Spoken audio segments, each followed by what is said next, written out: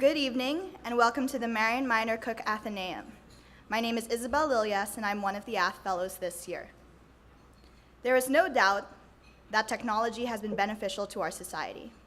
It makes processes more efficient and information more accessible, among a plethora of other things. However, with these innovations and advancements being so rapid, there is that looming question of whether we, as humans, can keep up. As an international relations and literature major myself, I have gotten questions, at least that's the most positive word I could think of, about how these majors will translate into my future career.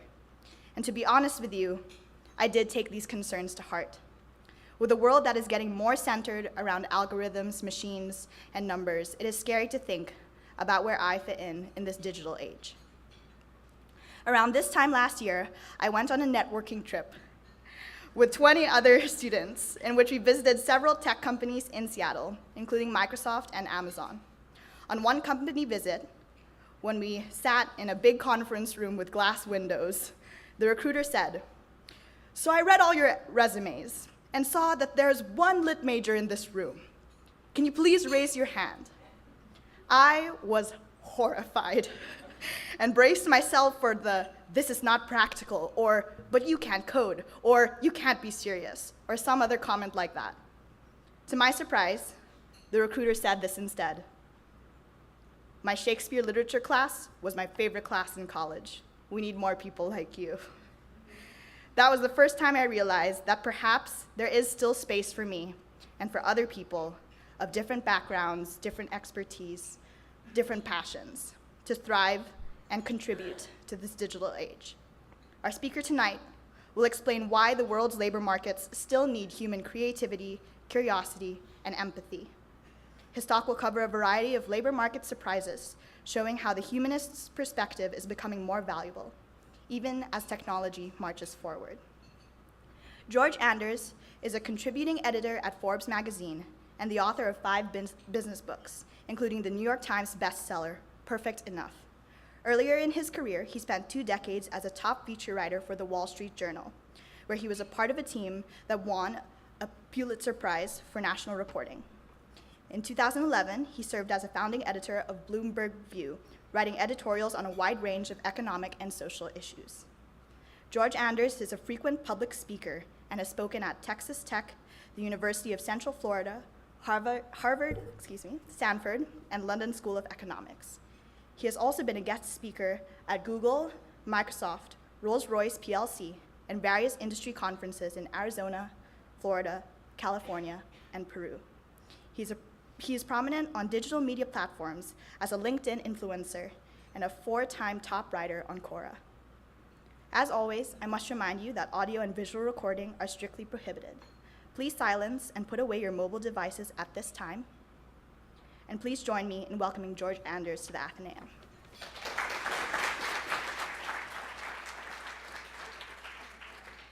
Thanks so much. Thanks so much for the chance to be here. This is a homecoming for me. I came by after book number 3 and had a chance to do a talk at the Athenaeum.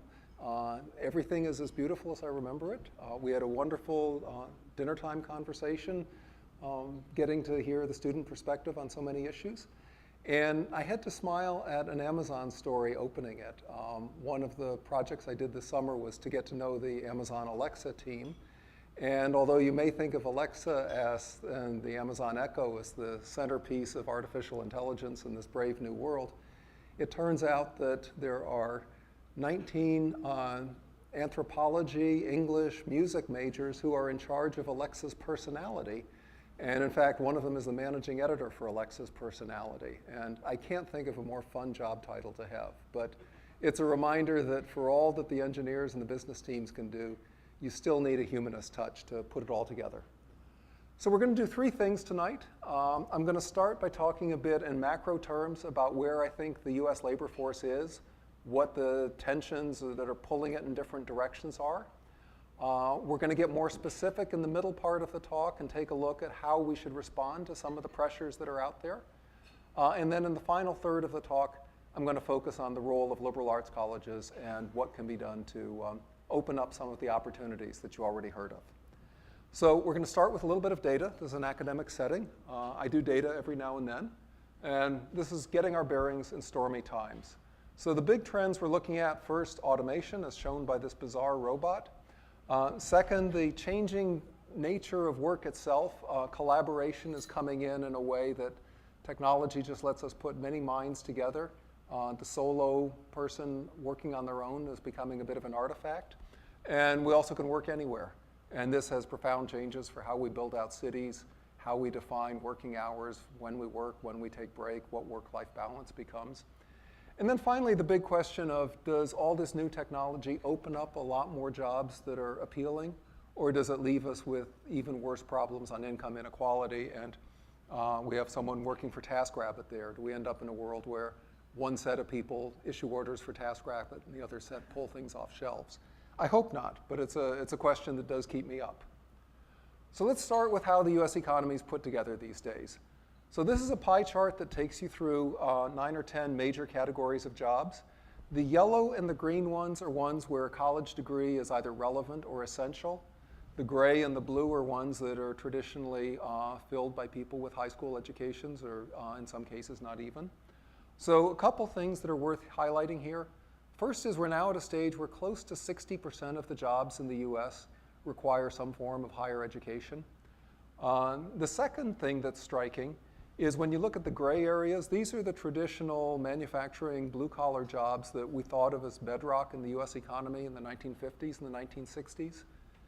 They have shrunk, and it's hard to see any way that they come back to prominence. We now have more people working in sales than we do in manufacturing, 14 million in sales, 9 million in manufacturing, and that trend is going to get more severe. The third trend that I want to point out, the blue area up at the top is the low end of service sector jobs, food, cleaning, personal care. Traditionally, if you look at labor economics of the 1990s, the assumption was that manufacturing represented relatively good jobs. The service sector represented low-paying, unappealing jobs. That's not really true anymore. If you look at the green areas, these are the high end of service, sales, office support, and then education, health, and creative areas as well. There's a lot of good work in the service sector. And it's not my job to do a full macroeconomic talk today, but as we think about what's going to sustain the US economy, what's going to provide work for each new generation, is going to be almost entirely on the high end of services rather than the sunsetting fields of construction, manufacturing, and particularly transportation. So the Bureau of Labor Statistics does the most detailed projections of where it thinks new jobs are coming. A couple things you can see on this chart. Healthcare by far is the growth area, and that's an employer at every level, from the skilled surgeon in the operating room to the care technician who changes the sheets on the bed and everything in between. Manufacturing is shedding jobs and will continue to shed jobs. So a lot of the anxiety about our economy, even though we're growing jobs in general, tends to tie to this feeling that a lot of old line jobs are disappearing. In point of fact, you can look at any decade and one set of jobs disappears and a new set comes in.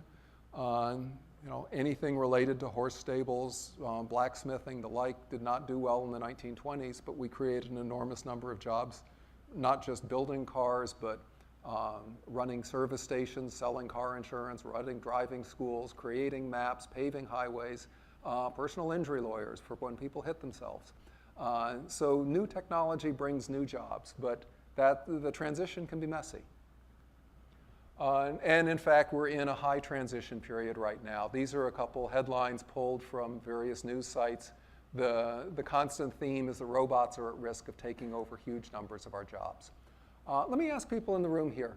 How many people have either a personal interest in AI or are studying it to some degree? Okay, so you're appreciative of what can come. Everyone gets a vote on this one, whether you are an AI expert or not. How many people feel basically positive about what AI can do for us? Okay. How many feel either apprehensive or downright terrified?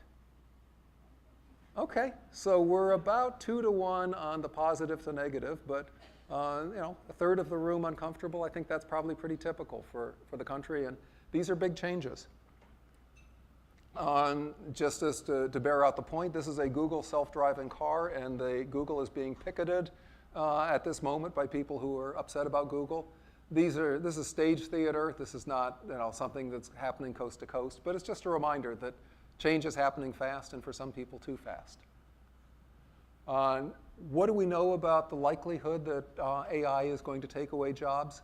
There's been an interesting progression. I think a lot of the scare headlines came out of a 2013 study from Oxford University contending that 47% of jobs were at risk.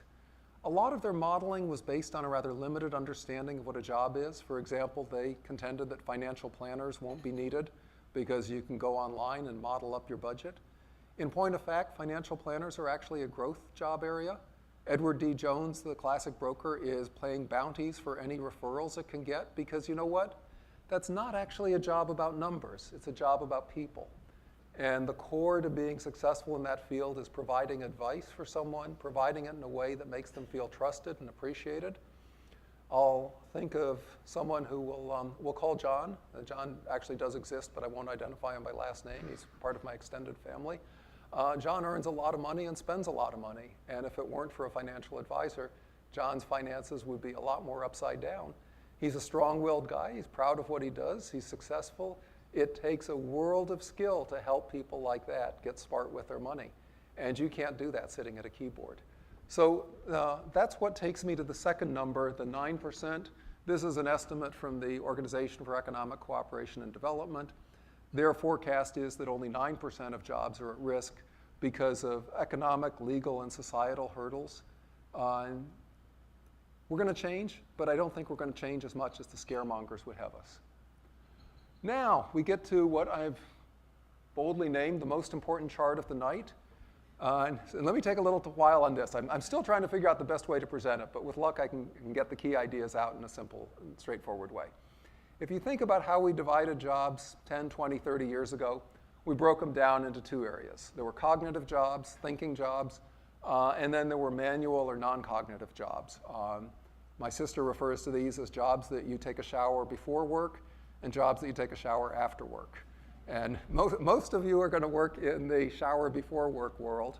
And there's been an assumption that, get your education, get into the kinds of jobs where you're being paid for your brain power and life is good. This is no longer exactly the case anymore. And that's where we get the second sort of way of forming our 2x2 grid, the difference between routine jobs and non-routine jobs. Let me take a moment to define it, and then we'll talk about why that's important. Whether it's manual labor or cognitive labor, there's a large set of jobs where you're doing pretty much the same thing every day. When I started working at the Wall Street Journal, there was a payroll clerk there who added up timesheets and logged them in and converted that. There was an expense account clerk who processed the expense accounts. And that was sort of the cognitive equivalent of the person working at the sewing machine or the factory level. Those kind of jobs are getting automated fast. And it's hard to argue against that we've now got software that will run payroll, that will run expense accounting. We've got automatic, Wi-Fi devices that will read electric meters without someone needing to do that. That piece of the economy is conking out, and it's taking out some high-end jobs too. A lot of loan processing, a lot of sort of rudimentary underwriting.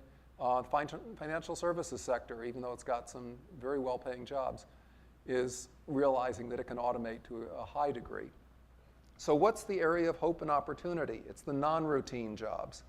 And those happen both at the manual labor, and I referenced the frontline care of healthcare, the people who come and I'll make sure that your meds are in the cup and that you take the meds, the people who wheel you to get your x-ray, that sort of thing. And then also the creative world, which is the one that so many of us live in. And the job growth there is explosive. So if you look on the right-hand side, this takes you from 1983 pretty much up to the present day. The escalating blue line is non-routine cognitive jobs, the kind of brainy jobs that we do. No end of opportunity there. The middle lines are the routine jobs, and even though the US has added more than 50 million people in the past 3 decades, actually closer to 80 million, no growth at all. Those are fields that are shrinking. And then the non-routine manual ones, those are growing too. So For the rest of the talk, I'm going to be focusing on how do we find more non-routine jobs, particularly non-routine cognitive, what's important about them, how do we train people for them, how do you manage a career in that world. It's a little bit different from the just go to college and everything will work out message. Not profoundly different, college still works out. But we're going to be going through a lot of differences in areas ranging from how long you spend in a single job, to how you train yourself, to how you identify your core skills. All kinds of changes flow out of the implications of this chart. So now let's get to the question of how we respond. I've framed the key challenge, which is we're going into a world where you need to not just work in a cognitive field, you need to find non-routine work. And what does that mean? This is a Bloomberg chart that shows 700 different possible careers and their vulnerability to automation as well as their salary levels. It is definitive and far too complex for us to spend any more time on. But what I'm going to try and do in this section is bring us down to something simpler, a few unifying principles that will be helpful. First thing, education works. This is fresh BLS data from about a week or two ago. And for the people in the back who may have a little hard time with the numbers, we've got unemployment in the blue bars, less than a high school diploma right now, 7.4% chance of being unemployed. High school diploma, 5.2. The farther up you go, the better things get. Bachelor's degree, 2.7% unemployed. Stay in school, it works. So this is not a surprise. What's worth bearing out is that some college, no degree, actually does worse than a 2-year associate's degree or a community college degree.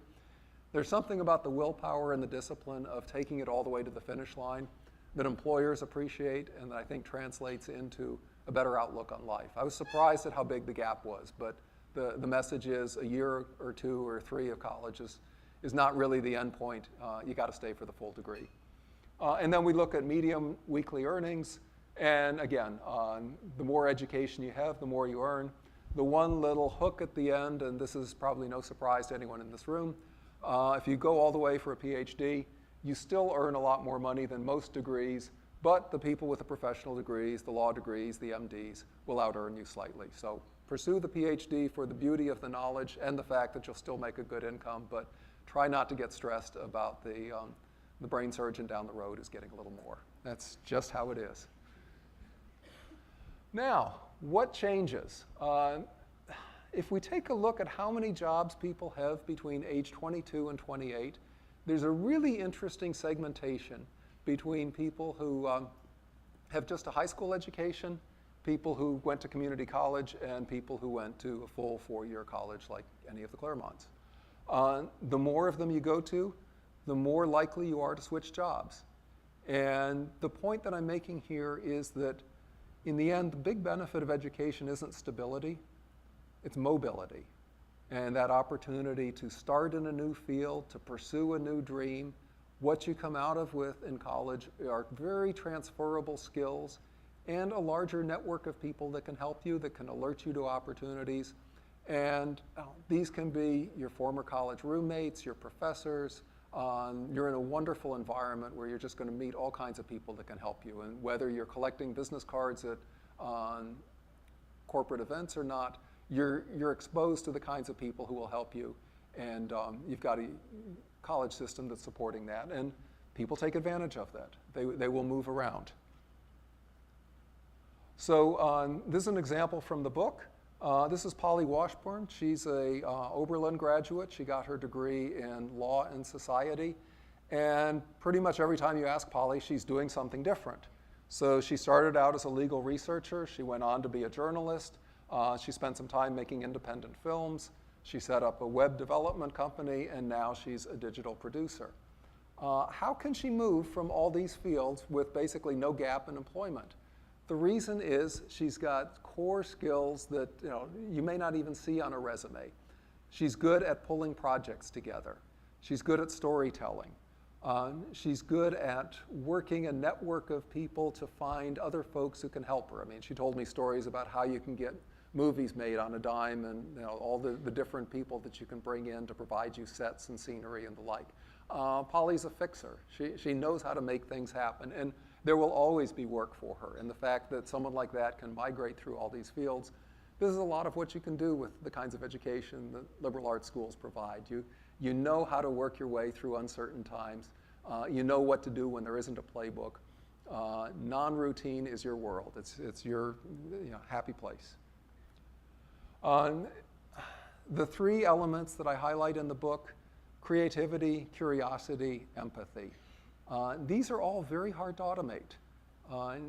Most artificial intelligence systems are set up to work within a bounded area. The more well-bounded it is, the better. AI machines play wonderful chess because you know what? The knight moves the same way every time. White takes a turn, black takes a turn. You can find all sorts of variations within that, but you're no longer dealing with a world where everything is up for grabs. And yet, a lot of the most interesting opportunities for us are when things are up for grabs. When we go overseas to work in a new country, we've got to learn new rules. We've got to figure out how things go. I had the good fortune early in my career to be part of the starting team for the Wall Street Journal Europe. And there were 11 of us in Europe trying to figure out how to put out a newspaper. And I said it was a lot like doing my college newspaper with 3 times the money and half the talent. And we were a ragged bunch, but we kept trying different things. Eventually, we found things that people wanted to read. We found things that we were good at. And that willingness to go explore a new area built what's ultimately been a really interesting business. Creativity, same thing. This willingness to try new things, to ask the unexpected question. When I talk to people in data science, so much of it is not crunching the numbers. It's figuring out what the right question to ask is, what will illuminate things that you don't know yet. So much of creativity is moving back down the usual decision tree and discovering at some branch that we thought was pretty much settled, there's actually a totally different option. And over dinner, we were talking about the iPhone, where what makes the iPhone amazing? You go back and say, actually, a smartphone doesn't have to have a keyboard. And everyone in the industry 6 months before said, oh, keyboard is assumed. We're not even going to revisit that. You go back and you go, what if we took the keyboard out? What if we just had people touch the glass directly? And that takes you to a whole different place. There are no end of opportunities to use that creativity. And one of the things I try and do in the book is give people permission to be creative, to rethink basic assumptions. And a lot of times they're just opportunities that we've walked past. And then I can't say enough about empathy. I mean, the ability to work person to person is an incredibly valuable skill. Colleges like this are great places to understand different cultures, understand different ways of thinking. And it really doesn't matter whether you're studying the classics and thinking about Athens and Sparta, or whether you're in sociology and trying to figure out why people who are let go in prison come back to prison. You're understanding a different world, and so much of effective business strategy, so much of effective sales and development and growth comes down to that ability to understand other people. So if you stretch it all the way out from college to mid-40s, we typically work about 11 or 12 jobs. You never know which one's going to be the one that's magic for you, but this ability to move from job to job, sometimes via promotions within the same organization, sometimes transferring to another organization. I think we've got a lingering legacy hangover from a romanticized view of America 2 generations ago when people supposedly worked for 30 years at the same employer. There aren't that many people that did it. Once you get outside a narrow group of people, there was job mobility even then. But certainly now, this expectation that you will work different jobs and that you will get different benefits out of them and you will stitch them together in ways that make you more powerful and more effective in job 4 and 5, as opposed to looking for just a steady march. It's a crucial step. The striking thing is, when you go to the highest levels of business leadership, people understand this. It's farther down the pipeline that these messages get lost. So I'm going to share 3 quotes. This is Anand Agarwal. He's an MIT professor of electrical engineering. He's the CEO of edX, which does an enormous amount of online instruction. And you think, God, an electrical engineer, he's going to talk up the virtue of tech? No. And the quote up here, so-called soft skills are really power skills that apply across all industries. The ability to get along with people, to write clearly, to express yourself, to be persuasive. You can take those skills from job to job to job. Satya Nadella, CEO of Microsoft. Same thing, it's better to be a learn-it-all than a know-it-all. And he's the epitome of that. He came to the US as an immigrant from one of India's less than famous schools. He ended up at the University of Milwaukee, Wisconsin-Milwaukee. Also not a showcase for managerial talent, but just has an incredible appetite for learning, a willingness to learn from customers, to ask other people what's going on in their world, on very empathetic family situation that's described in his new book. And he's done well. And Microsoft is not short of know-it-alls, but in the end, it's the learn-it-all that's running the company. And then the third quote, this is the late Maryam Mirzakhani, who won the Fields Medal for Mathematics. We lost her too early. She died earlier this year. But she was exploring all sorts of profoundly interesting and beautiful and intricate areas of geometry that go beyond anything we're used to. And the quote from her, there are times when I feel like I'm in a big forest and don't know where I'm going. Then somehow I come to the top of a hill and can see everything more clearly. When that happens, it's really exciting. Let me ask you, and you're at some of the leading colleges of the US, how many people here have had that moment where first you're bewildered and then it all just starts to come together? Does it resonate? Okay. Actually, fewer hands than I would have expected, and I'd encourage you in the time that you still have here, go into that class that's going to throw you in the deep end of the pool. It's easy to build incremental knowledge, but there's something about being able to work your way through a problem that you don't understand that is incredibly transferable, and once you've done it a couple times, you know you can do it again. So in fact, in the book, I share a story of a liberal arts class that to some degree changed my life. And it was actually the only literature course I ever took. But it was all the writings of Fyodor Dostoevsky, which gets you to thousands and thousands of pages. And it was taught by a very motivated, enthused assistant professor in the very early days of his teaching. He's gone on to become a great Dostoevsky scholar. And we were supposed to devour all this reading and then come up with some original thesis that unified Dostoevsky's work and take a shot at it. And I'm going, God, this is different than those 5-paragraph essays of senior English in high school. This is totally different. I don't know how to form a thesis. Even if I do, I don't know how to bear it out. And by the way, I'm way behind on the reading. And what I ended up doing was working out a whole different way of sort of attacking Dostoevsky and identifying the theme I wanted to write on, which, surprise, surprise, was a slightly racy and raunchy theme, but at least it got me moving through the book quickly. And sort of to knit together things and to have the audacity to say something that I knew people could criticize me for and press on anyway. And ultimately, he liked the paper. But the reason I bring it up is when it came time for me to migrate from daily journalism to trying to do books, I realized that all of the technical training I'd gotten in journalism classes was really how to write the equivalent of the 5-paragraph essay. And my first book was going to be a huge look at a swath of Wall Street that was meant to speak to a larger part of US society. There was no end of people I could interview. There was no obvious order to the chapters. I was going to have to evaluate different people's opinions. And my God, it was like it was freshman year again, and I was trying to wrestle through Dostoevsky. And I'm sharing this because it's an example of what Professor Mirzakhani was getting at. Sometimes that ability just to jump into a field and try and figure it out can give you skills and tools and tactics that are going to be incredibly valuable down the road. There's no better place to do that than a liberal arts school. The spirit of exploration is strong. The freedom to take a stand and not be marked down just because you didn't get it entirely right is welcome. And in fact, sometimes it's not clear what entirely right means. And you get to work in the gray zones of areas that are still being resolved. So big ideas. I wish these were universal. They're not. And we spent a little time at dinner talking about the difference between what I call tightrope jobs and trampoline jobs. And I think we spend far too much time in our public imagery portraying career success as a tightrope, that you need to get the right SAT scores, take the right APs, get your 4s and 5s on them, get to the right college, apply to the right graduate school, get into the right grad school. If you're pursuing a field like medicine,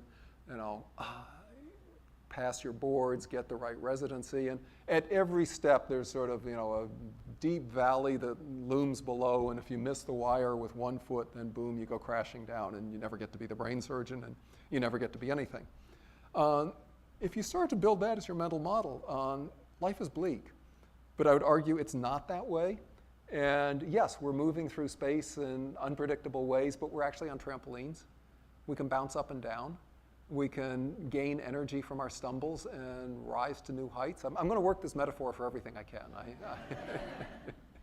And I've lived this. It's always perilous drawing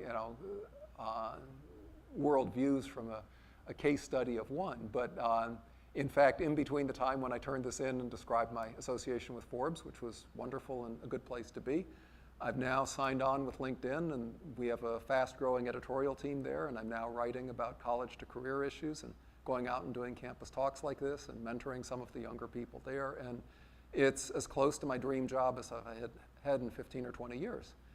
And I wouldn't have got it if I weren't willing to experiment and try new things. And I wrote for free for LinkedIn Influencer a bit and got to know the people there, and we struck up good rapport. And I set out to keep learning new things, and new opportunities open. The trampoline will bounce you back up. So yeah, by the tightrope measure, I keep falling off. But by the trampoline measure, I keep finding exciting new things to do. And it's true in a lot of other fields too. And I would encourage people to think about what are some of the areas that I'm dreaming about where I might be able to bounce. You go to work for the State Department for a few years, and if it turns out that your field is thinning out, you're probably still a country expert that can go work somewhere else. You do overseas work for a nonprofit, and when their funding runs out, you come back and see if the Accentures or PwCs need a consultant to work in that part of the world. There are a lot of ways to put the trampoline to work and to get off the tightrope. So that brings us to the third area of the talk. This is the one that I want you especially to think about questions that you're going to want to ask. I will make some assertions here. They're meant to be mildly provocative. I'll be disappointed if someone doesn't shoot their hand up at some point and say, but wait, or but what about? So off we go. How do liberal arts values fit in? The first thing is exploring's in your DNA. I like that. This may be nail-biting for everyone on the other side of it, but let me tell you what we've got on this chart. There's some marvelous data from Brookings through what they call the Hamilton Project, where they took the career histories of 3 million people and looked at them by college major and then figured out what they went on to do. And what's intriguing about it, there are only a small number of fields where what you train in is what you end up doing.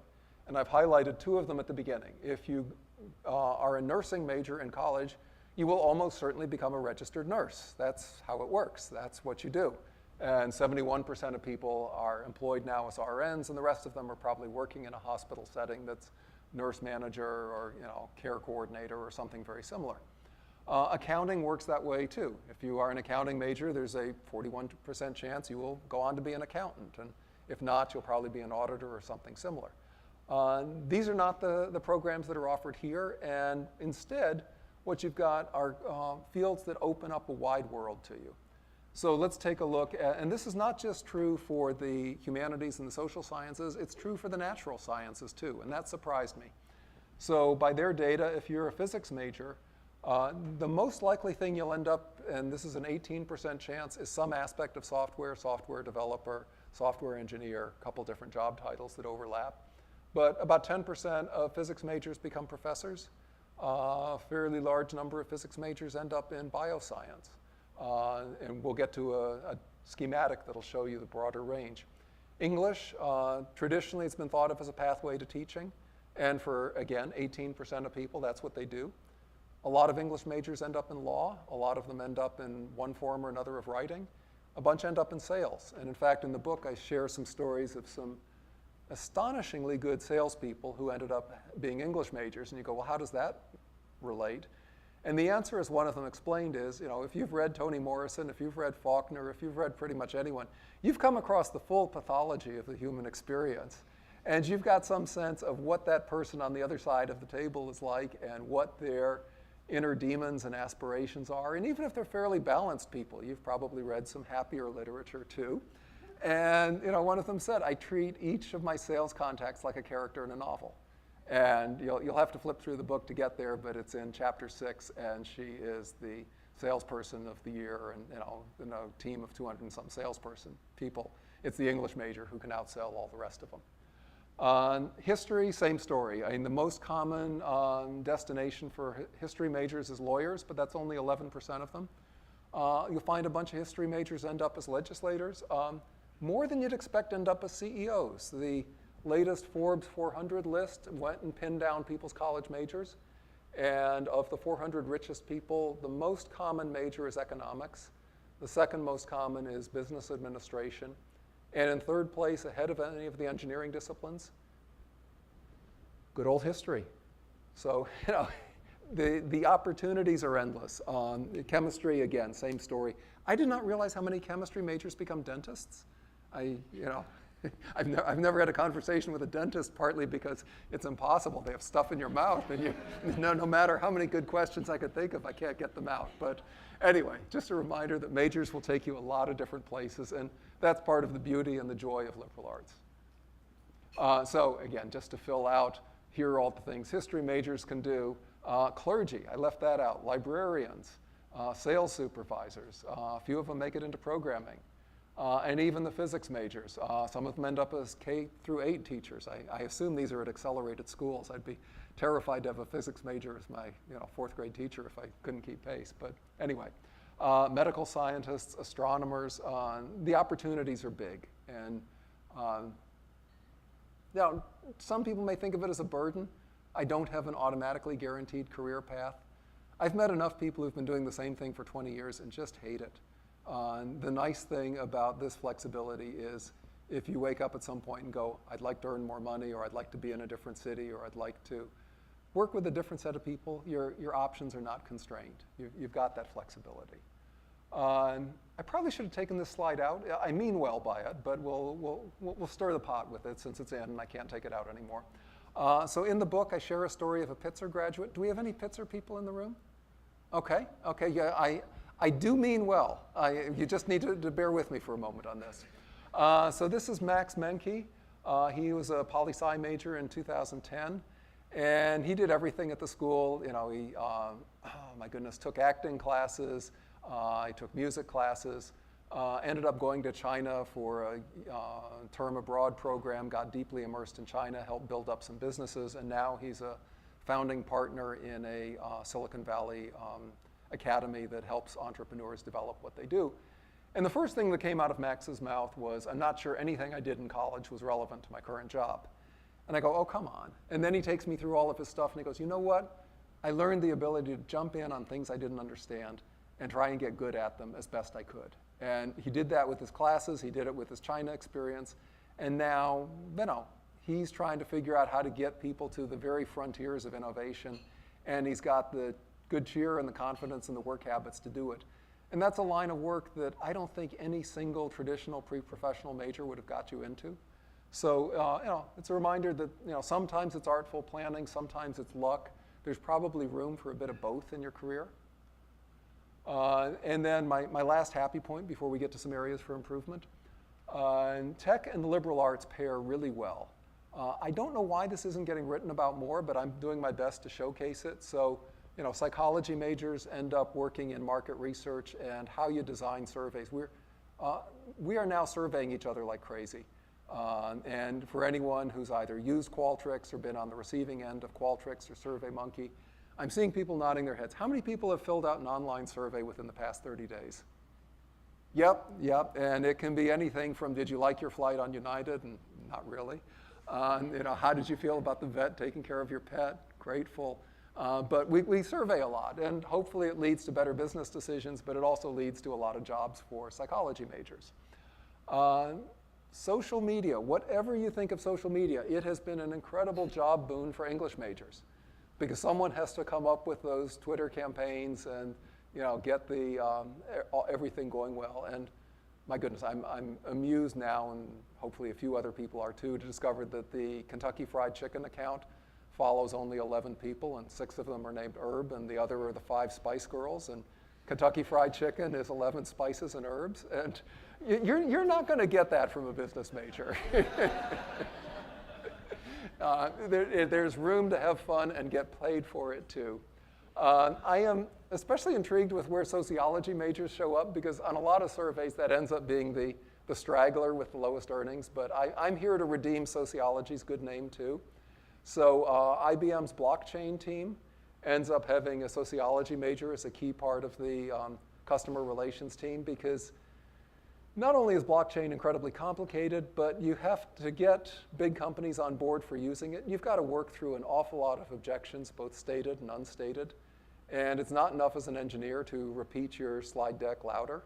You need a sociologist with this understanding of here's why legal's having issues, here's why logistics is having issues, here's how legal and logistics sort things out between them, and he's a valuable guy.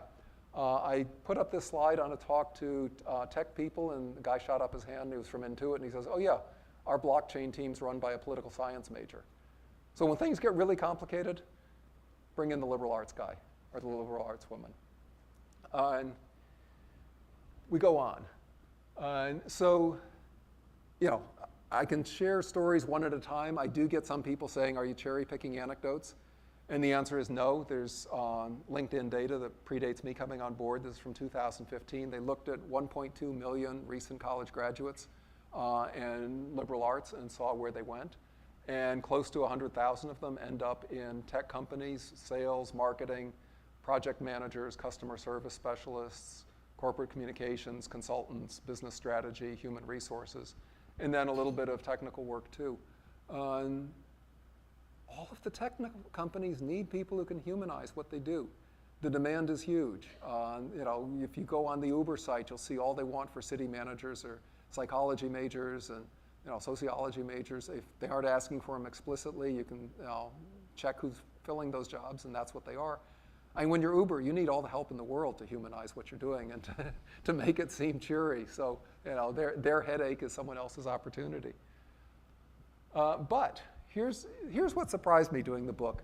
I had thought this was a fairly mainstream acknowledged path, and just about everyone I talked to, there was sort of this wonderment that someone had discovered them, and sort of both this pride that they'd found a new job in tech, and also a little bit of a sheepishness that they were going to be called out for it.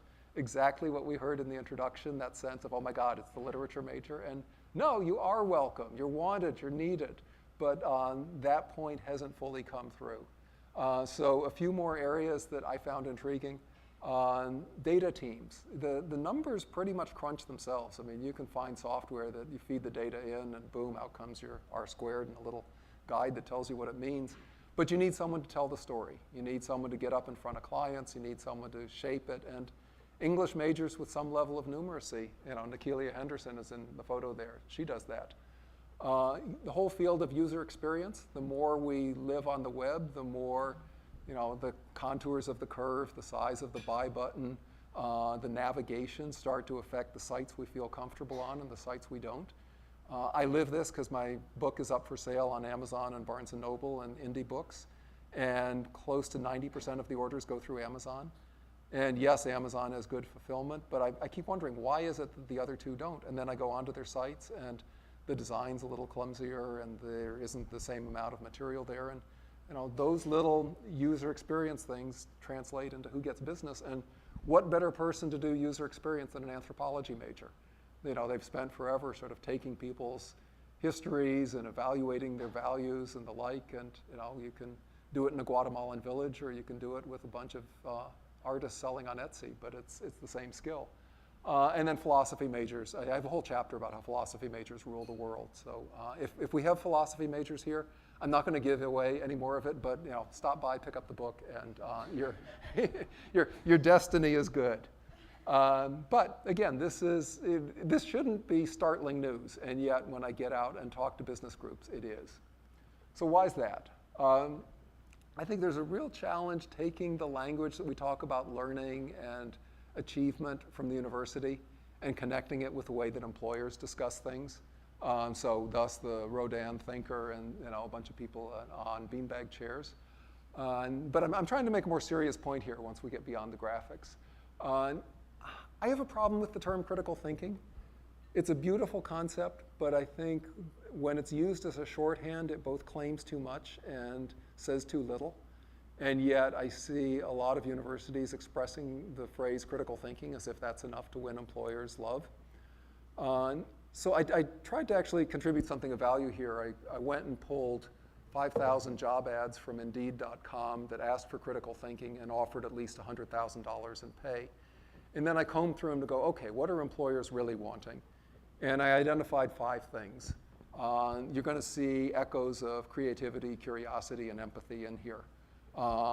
People who are ready to work on the frontier, people who are well armed with analytic techniques, people who are highly resourceful in solving murky problems, people who are supremely good at reading the room. And this is empathy in a big time. And I will find this among engineering groups is that they will go, we liked our idea, but we couldn't get buy-in. Liberal arts education, you understand buy-in with a depth and a clarity that a lot of people don't. And you may not even realize how well you understand it, but in business settings, you'll find that you'll be the people who are brought in to try and mediate or try and drive consensus. And a lot of leadership positions will open, not so much because you can bang the table and give more inspiring speeches than anyone, but because you kind of know how to make the whole team gel. And that's really what an awful lot of leadership is. And yeah, the ability to persuade and inspire people. All this said, areas 2 and 3 you can get with an engineering degree, you can get with a business degree. It's not as if the only people who can do critical thinking are liberal arts majors. But when you take the whole suite of 5, I think that's something distinctive. And I think the more that people can figure out ways to translate all of that good classroom learning into an ability to do these kinds of things, the more you'll be speaking the language that interviewers and corporate organizations and nonprofits and the government all understand and that lead to getting jobs.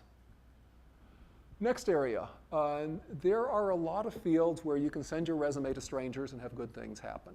If you are a fermentation engineer and you want to get a job at DuPont, they hire fermentation engineers. Let them know what you do and you're in good shape. If you're an accountant, accounting firms hire accountants. You can have good results with that. This is not really the case for most liberal arts degrees. There are very few people that, at least right now, say, if only we had a linguist or a sociology major for this. It's more, we're looking for someone bright and clever who can work through all those things that were on the previous slide. So I was impressed to spend time chatting today with the career services teams at both CMC and Harvey Mudd, and you guys get it. There's nothing I can tell your career team that they aren't doing already, and in fact, I brought out my notepad and switched into journalist mode and took notes. I had a lot to learn. But this is still a point worth reminding students that shipping resumes is the last 10% of what you do. The key elements are first researching the field you want to work in, and the kinds of interest clusters that you have are a great way to get to know. You'll know when you find the groups you want to be with. I remember being interested in perhaps doing law and getting to meet lawyers, and that wasn't me. And I came out of a high school with a strong STEM background, and I remember sitting in my first calculus class and going, wow, these just aren't my people. And then meeting the journalists and going, I'm home. This is a group I feel comfortable with. And once you find that, you'll find that networking no longer feels like a pain. You enjoy being with these people. You have fun chatting with them. You pick up the lingo. And it's as if you're with friends. It's no longer a forced effort to collect business cards. So that brings you to the big middle area, meeting people. The more you can get to know people, informational interviews, job shadows, kind of exploring the world, getting to know the folks that you're in contact with. Jobs sort of happen by osmosis. I have a whole chapter in the book about how to create your own job. And an awful lot of these come out of these kinds of casual conversations. So I have other schools where this migration hasn't yet happened. I'm glad to see it's alive and well here, but I just underscore the notion that as much as you can look at your resume and think it's compelling, mailing it to strangers, it's really hard. I mean, there's some data saying 1 in every 152 resumes gets a job. Those are tough odds. And if you can work the first 2 rectangles, your odds get a lot better. Final area, I think a lot of the elite liberal arts schools are doing more to open their doors to first-generation students, to people from different backgrounds, people who would not be able to pay full tuition, but through more generous financial aid are able to be part of the school. if you're a first-generation student, almost by definition, you're coming in with less social capital than a lot of your peers. Your mom and dad can't tell you, what sort of study habits you should have, and why it's important to turn in certain preliminary stuff on your term paper weeks ahead of time, or what to do if you don't get along with a TA. It's an unfamiliar world for them. But there's no reason people who come in with less social capital should graduate with less social capital. And I think there's a lot more that can be done to open doors, to provide accelerated ways of building contacts, to cover even just the basics of how you interview. And something that you're doing with the sponsored internships is a really impressive program. We need more of this, and we need this to spread throughout a wider group of schools. So those are my prepared remarks. Half the reason I come for events like this is to do Q&A. If something is important to you, I'd love to hear about it. You can either ask questions, share stories, whatever, but I think we've got enough time to race into Q&A. And a reminder, somehow, in spite of all of the obstacles, we're creating jobs. This is a strong economy. The wind's at your back. And you don't have to succeed at the first thing you set out to do. Think back on the 11 matches or the cascading, nature of Polly Washburn. There are a lot of ways to make this work for you, either today, tomorrow, or down the road. Thanks so much.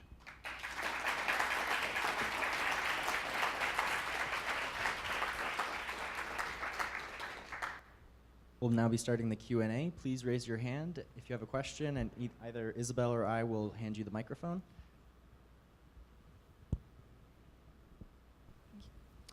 Thank you so much for your talk. Sure. My name is Shreya. I'm a sophomore at CMC.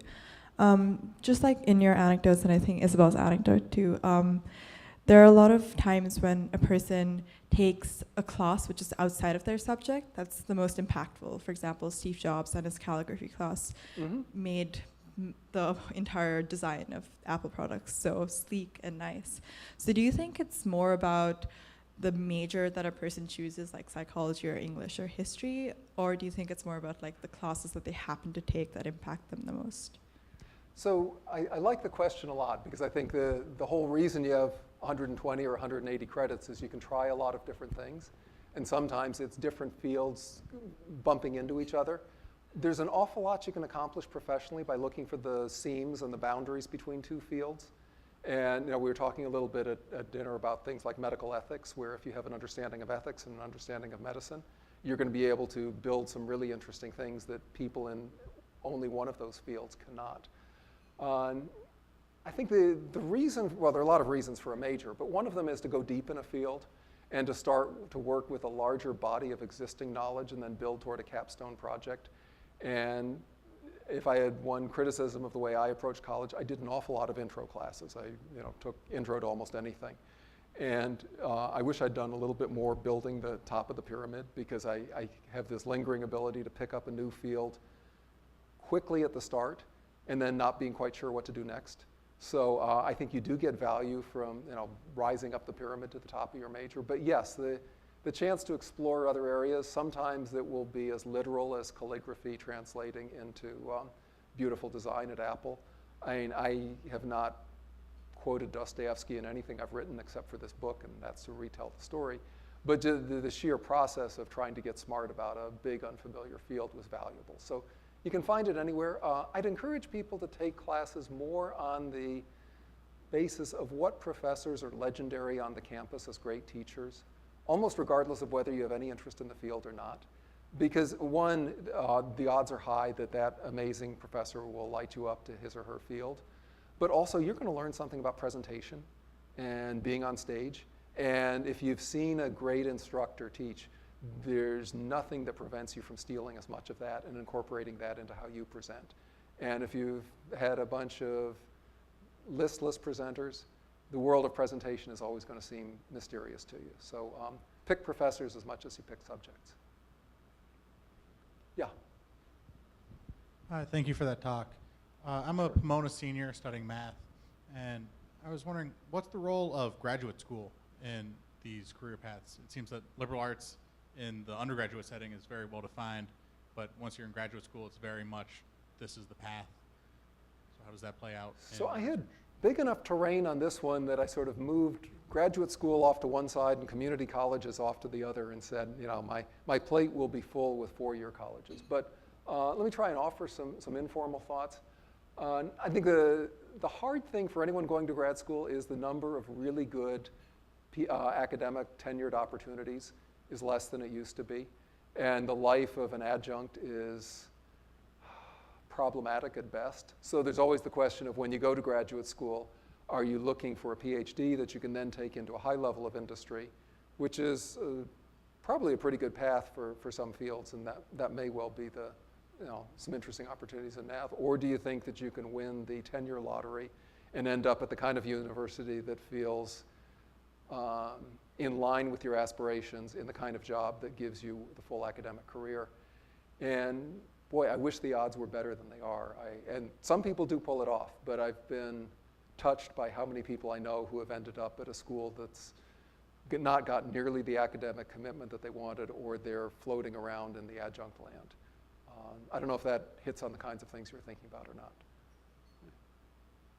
Yeah. Hi, thank you so much for your talk. Sure. I feel like today in liberal arts colleges and universities in general, there is an emphasis on success, and you illuminated that a little bit with your tightrope analogy.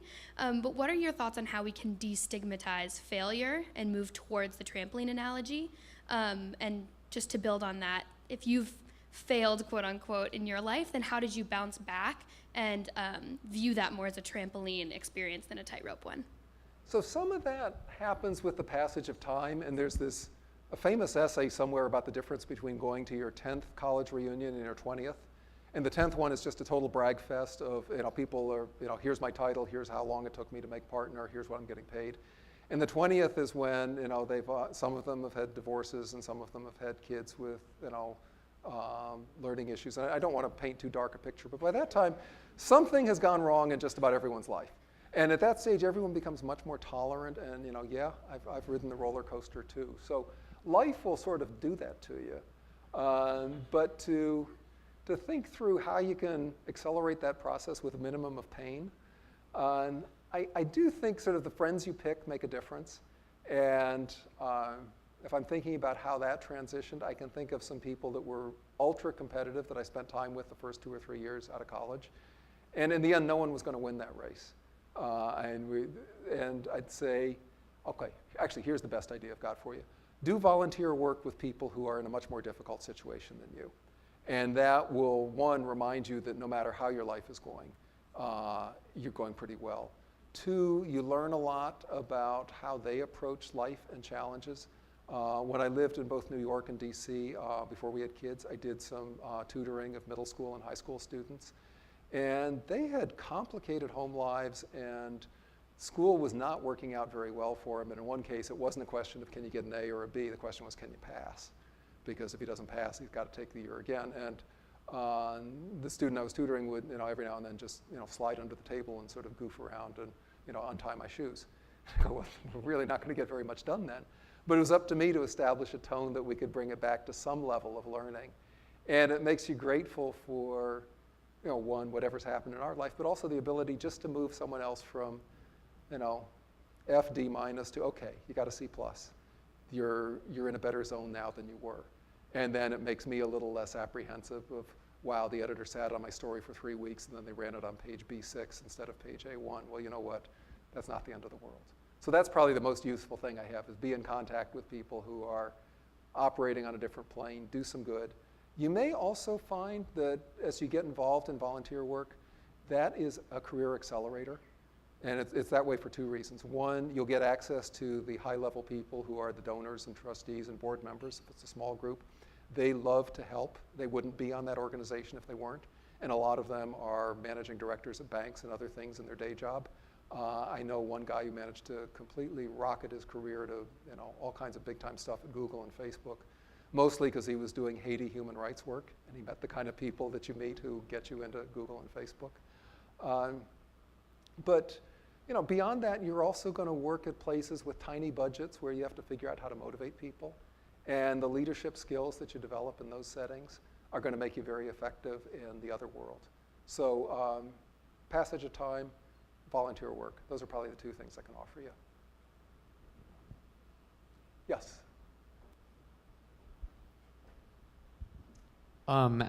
Thank you so much for your talk. Oh, sure. As machine learning grows, do you perceive there to be a competition between creativity, empathy, and such, and also a competition between machine learning and non-routine jobs?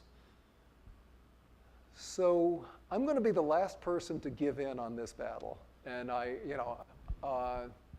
if you look at areas where AI and machine learning have made surprisingly little headway, there are no pop songs that are written by AI systems. And there's something about the spontaneity, even when they feel like formula work, that we can't quite crunch it, or we want a genuine human being to do it. The times we've had sort of avatars saying that's not good enough. We want people. So when I was at Satya Nadella's talk, they'd asked, and Microsoft is pouring billions of dollars into AI. Someone had asked him, do you think AI will be able to write poetry?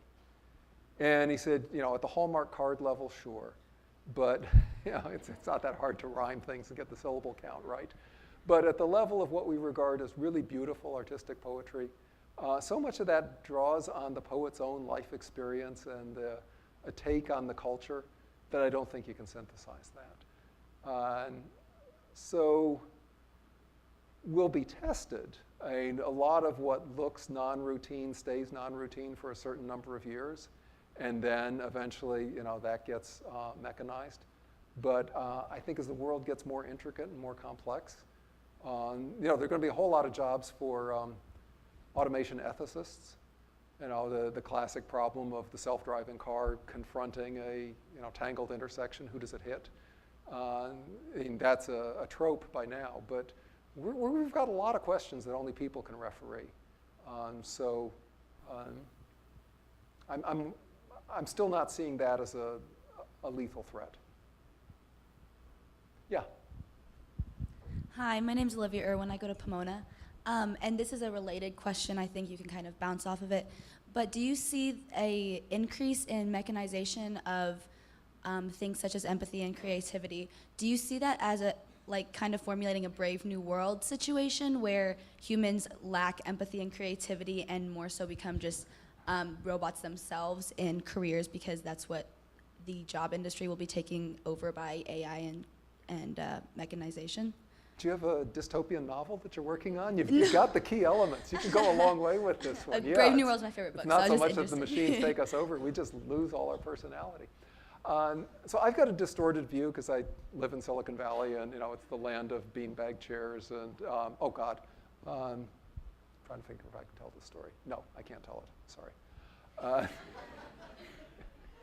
Maybe I can share it afterward, but I'm not going to tell it on stage when I'm taped.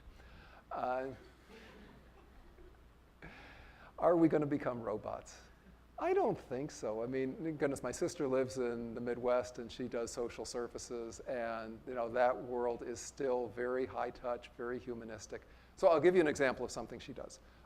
So she does volunteer work with the Chicago Police Department, and Chicago has no end of problems with guns being used too much, including in law enforcement settings.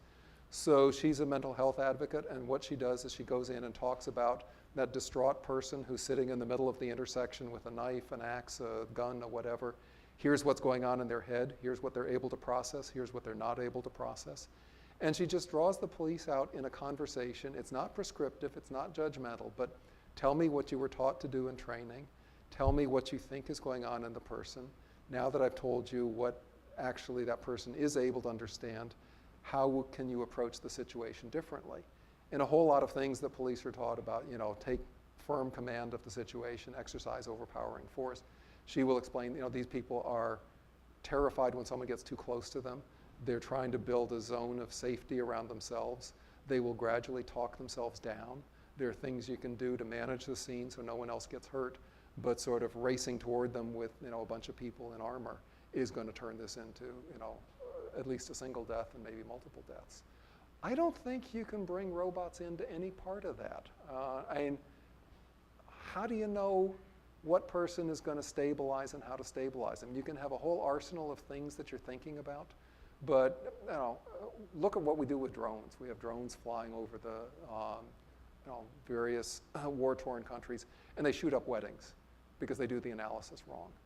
And no, I think when it comes to a lot of areas of human judgment, we're going to be proud of the things that are uniquely human. We'll use tools to help us. I mean, they'll be diagnostics. But I actually had a slide that I show in other talks of all the fields where technology has become a helper rather than a replacement. And we have autopilot on planes, but we haven't gotten rid of the pilots. And in fact, if anything, the pilot's personality is part of the experience. And that's true in good times. It's also true in bumpy times. A plane that's starting to get very turbulent, autopilot reassuring me, do not worry about the plane wobbling. We'd go to pieces. So anyway, I'll buy your dystopian novel, but I want it to be a novel rather than reality. Yeah. Hi, thank you so much for coming and speaking with us this evening. Sure. One of the things that I really appreciated about your talk is that you took time to show that minus essentially nursing and accounting, there are a lot of fields that don't necessarily feed into any one particular job. Right. However, I feel like at a school like CMC, it could partially be the culture, but I think students still feel a massive gravitation towards very select fields and jobs. And do you think that it could be attributed solely to a lack of knowledge, or do you think that there's something else, cultural or even with the school, that pushes people to a certain way? And do you think that's a problem? What's your thought on that? I love that question because I think you offered me the entry point to what the answer is. There is a cultural piece there. And when you look at consulting and investment banking, most of your decisions are made for you. You join the place, you have the prescribed training program. The training program will give you a bunch of material to study, very similar to what you had in an academic setting. They will give you your rotations, somewhat similar to classes. You will be paired up in a management structure that's tightly defined. You don't have to learn a whole lot of new habits. You have to work very hard, and you'll find that the exact way they evaluate your output is a little different than when you turned in papers. But you don't have the experience of being thrown into a setting where you go, what are we even trying to accomplish and how do I do it? And yet there's no better time than 23, 24, 25 to do that. You don't have a mortgage, you don't have kids, you probably don't have a spouse, you are able to move from one city to another, you're able to try a lot of things. So I wish, as good as the consulting and accounting firms are at coming on the recruiting days and giving you the freebies and setting you up with stuff, there's the whole argument in Bill Dereshiewicz's book, Excellent Sheep, that we've abducted a generation and sort of taken them into this world. Bill's an angry man, and I tend not to get angry as much as I should. But I would love to see people willing to explore more fields. And the other thing is, I actually looked at some pay scale data. Starting jobs with liberal arts education, the pay is all over the map and not always good. But there's a really good ramp up, and 5-10 years out, most people with liberal arts degrees are making good money, and the ones who went on and picked up a master's are making even better money. So I think there's that ability to take a risk, especially if you come out of the school without a ton of student debt. And the consulting firms will still be around. They hire people with some life experience too. So I don't want to talk everyone out of that avenue, but I would love to see people widen their horizons. Yes? I'm curious, what is your overarching thesis about Dostoevsky's work? Good for you. That is a question I can answer, even though it's embarrassing. So mine was intemperance and debauchery in Dostoevsky's fiction. And I went into this whole analysis of how he would drive his characters through these drinking binges and these sort of, what the possessed is just one long orgy. And how that sort of was the way he shaped the characters. I'm not sure the thesis was great, but the examples were wonderful. And yes, you have a question all the way in back?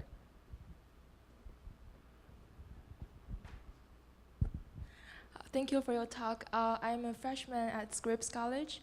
I see the talking tonight makes me less anxious because I was super confused about what I'm gonna do. And then you offer some very beautiful insights about how can we fit into this trend. But what I'm curious is, what are your thoughts on, is this labor market going to the right trend? Like, not from an individual perspective, but do you have any thoughts on, probably from the last question, like a lot of people, the best brilliant people are going to consultants and financing. Do you think that is a good sign of feeding the world need of solving the world problems, such as the environmental problems, the refugee problems? And is that job markets going to the right way? And how do we change that if it's not going to the right way? Thank you. So there's a story I share toward the end of the book, and I spend some time on it. There's a guy named David Risher who came out of Princeton with an English degree, went to work for a consulting firm for 2 or 3 years, went to Microsoft where he was a product manager, went to Amazon where he was a vice president, and then sort of woke up one day and said, I actually want to be someone entirely different. Left Amazon, did a little bit of teaching at the local university, moved his kids to Spain, and then finally had his epiphany. And he now runs a company called World Reader that does nothing but get digital versions of books into the hands of people in Africa and India and some parts of Latin America. And he is essentially giving away Kindles and setting up smartphone accounts so that literacy can come to remote villages. Because if you think about it, the traditional library outside the big towns, whether it's Kenya or India, ends up being very musty books that have been given that are kind of irrelevant. And he could set up a digital collection where it was all sort of age-appropriate fiction for children, culturally appropriate fiction, and then arm twist all the big companies that he knew to give him the equipment. And he's doing the Lord's work now. It's a marvelous nonprofit. It's very cost effective. They've gotten, I think, 5 million people who've got some access to their material, mostly through smartphones, but to some extent through the Kindles as well. And there's nothing wrong with spending a little time in consulting or iBanking to learn the basic tools of how to run a business, how to set up the metrics. There's nothing wrong with wanting to pick up a little bit of income too. But I think that there's a question of, do you want to stay in these fields for 20 years? Or do you want to use them as stepping stones towards something else? So yeah, the answer may be that consulting for an appropriate amount of time and then a chance to do something with mission is a way to have the best of both worlds. Yes? Unfortunately, that's all the Question time there? that we have. Okay.